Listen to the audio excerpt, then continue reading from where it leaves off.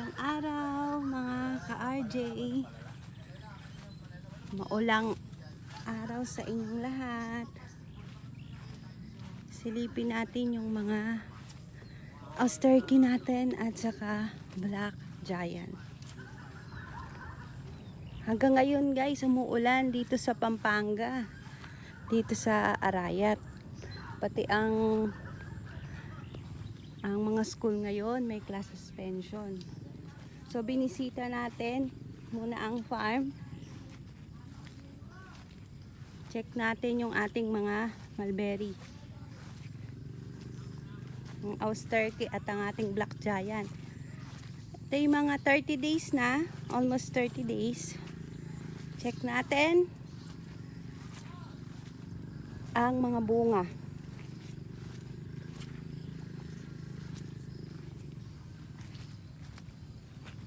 Maambon na naman guys. Di talaga mapigilan yung bagyo.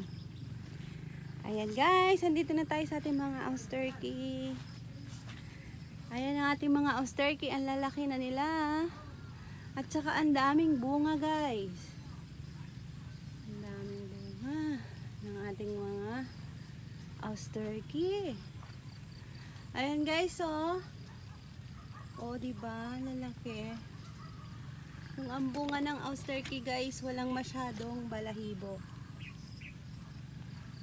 Ayan. Yan sa mga nag-order pala ng marketed na Austerky. Ayan, malapit na guys. Nag-uugat na yung ating mga nilagay na lupa. Ayan. Daming bunga ng Austerky natin guys. Ayan guys, oh, nauna na yung ibon. May kumakain na ibon dyan. Nangalahati na siya. Oh. Malakas na naman ang ambon. Ayan guys, oh, yan na naman, oh. Tapos eto naman yung ating mga Black Giant. May bunga na rin po ang ating Black Giant.